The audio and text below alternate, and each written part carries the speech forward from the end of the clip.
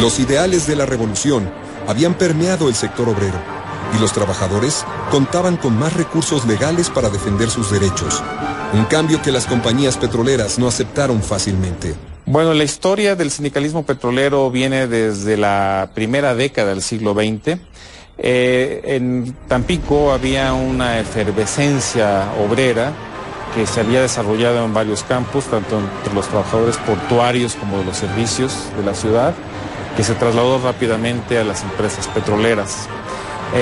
Activistas anarcosindicalistas desarrollaron este tipo de actividad de formación sindical desde la primera década antes de la Revolución Mexicana. La cuestión de los trabajadores en estas compañías, debemos tomar en cuenta que en México no se preparan cuadros tan especializados para una industria como esta. La mayoría de los, especialistas se formaban en el extranjero y tenían que venir a trabajar aquí. Va llegando gente en busca de trabajo de todas partes, no son naturales de allí, traen diferentes ideas, diferentes formas de vida, se concentran en los campos petroleros y se organizan.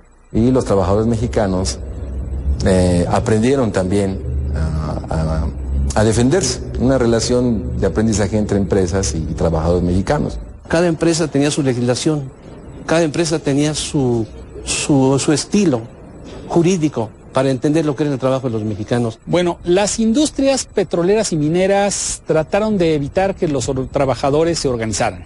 Eso fue un hecho, les daban dinero a los líderes, etc. Y entonces los trabajadores se movían de una empresa a otra, donde eran modos distintos de manejar la administración. Cada empresa tenía un sindicato e incluso al interior de la misma empresa grande, como era el caso del Águila, había varias secciones sindicales diversas. La industria petrolera va formando grandes cuadros del sindicalismo mexicano, ¿no? Va formando grandes cuadros y una de las formas de lucha es la organización interna y el enfrentamiento contra los guardias blancas que son pagados por la empresa o contra los sindicatos blancos y la acción directa, el enfrentamiento directo con los empresarios. Entonces hay una atomización del movimiento de los trabajadores, pero son duros, independientes, saben negociar y no necesariamente tienen buena relación con el gobierno. A veces sí, a veces no. Pero a lo cual el gobierno mexicano empezó a ver a los trabajadores petroleros como una fuente de apoyo político y económico incluso muy, muy importante. Todo ese aprendizaje culminó en una serie de demandas que fueron aprendiendo a lo largo de este periodo, digamos, del 1910 hasta el 38.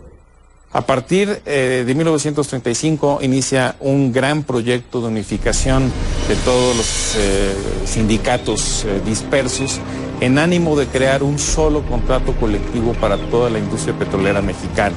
Se unificaron todos los sindicatos petroleros de las distintas compañías en un solo sindicato, el de trabajadores petroleros de la República Mexicana, y a partir de ahí yo quiero pensar una muy buena relación tanto durante el periodo de la presidencia como después. El verdadero parteaguas en la expropiación petrolera es la creación del sindicato a nivel nacional, porque el sindicato a finales de 35 plantea un contrato único, ¿sí? Y las compañías inmediatamente se niegan a pagar el aumento de salarios y en concesiones que implicaba este contrato único. Este es un momento importantísimo en la organización obrera mexicana porque permitió superar la dispersión organizativa que había hasta ese momento. En 1936, el sindicato presentó a las empresas petroleras su proyecto de contrato colectivo, que incluía diversas prestaciones laborales. Es importante decir que en esos años, a mediados de los años 30, el gobierno nacional, encabezado por el presidente Lázaro Cárdenas, se interesa en fomentar la unificación de los sindicatos en México. Se crea la Confederación de Trabajadores de México, la CTM, y junto con eso se trata también de crear la figura de los contratos ley a nivel nacional para las grandes industrias mexicanas. Para mayo de 1937, las negociaciones habían sido infructuosas. El 31 de ese mes, estalló una huelga petrolera. Esto tenía implicaciones muy graves puesto que detener la producción de petróleo significaba también dejar al país sin gasolina y detener las escasas ventas al exterior que en ese momento se tenían. El gobierno la declara existente, pero por otro lado, a las pocas semanas, el gobierno, la CTM y parece ser que Cárdenas recomiendan que se le declare que la huelga es un conflicto económico. Dejó de ser, de hecho, un conflicto laboral para convertirse en un conflicto, una confrontación entre las compañías petroleras y el Estado mexicano, en donde el gobierno se reservaba para sí mismo la última decisión sobre un conflicto obrero patronal en una industria estratégica. ¿Esto qué significa? Que los trabajadores tienen que regresar a sus actividades, ¿sí? Que tienen que regresar a su trabajo, pero por otro lado, las compañías se obligan a entregar los libros de contabilidad, todo. Salarios, producción, ventas en el extranjero, ventas a nivel nacional, para ver, ¿sí?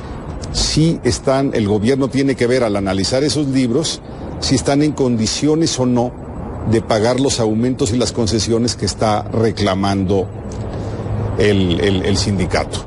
Y casi se llega a un acuerdo, pero hay un punto en el que nunca se pudo lograr ese acuerdo, y es el de los empleados de confianza. Esto significa, entre otras cosas, que quien está en el tope de la organización, casi en el tope, serían miembros del sindicato, y ellos tienen acceso a la información. Información es poder. Esa información iría al sindicato, y del sindicato podría ir al gobierno. Era claro.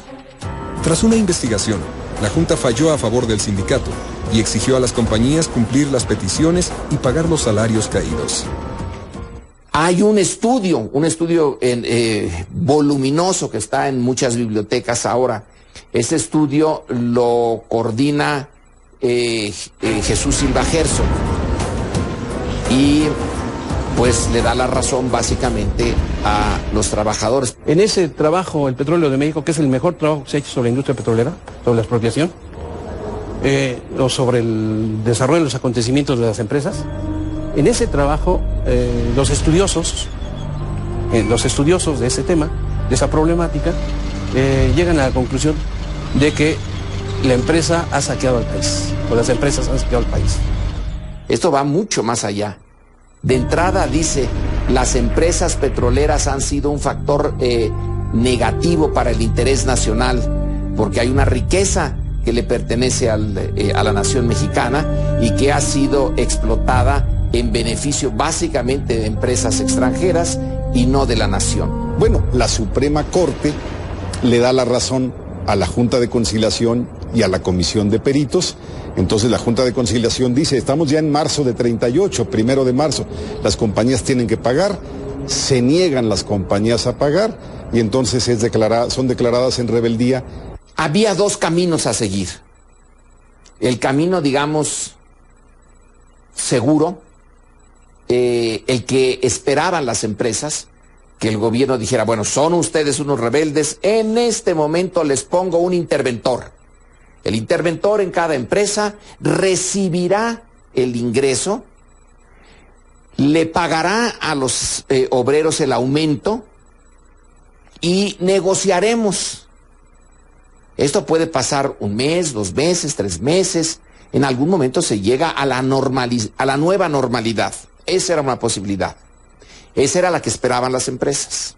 Estaba en juego entonces la soberanía nacional, puesto que las empresas estaban desobedeciendo a las instituciones mexicanas. La máxima autoridad judicial emitió un fallo señalando el 7 de marzo como límite para el pago de las petroleras. Ese día, tras reunirse con los empresarios a solicitud de la embajada estadounidense, Cárdenas habló también con los representantes del sindicato petrolero, quienes le comunicaron su decisión para terminar los contratos de trabajo. Al día siguiente, Cárdenas había tomado una decisión.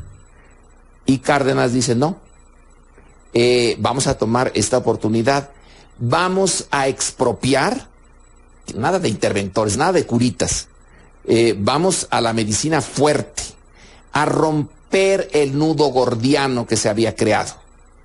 Y no voy a meterme en la parte legal de quién es el dueño del petróleo, no. Y entonces Cárdenas llama a gente muy cercana y les dice que le preparen un documento porque al día siguiente va a leer un texto a la nación. Y en ese texto a la nación, que es el decreto de la Expropiación Petrolera, él le informa a los mexicanos que todas las instalaciones, absolutamente todas, van a ser parte de la nación. A las 10 de la noche del 18 de marzo, el presidente declaró a través de un mensaje radial la expropiación de la riqueza petrolera de 17 compañías. Y así, 1938 quedó marcado como el año del petróleo.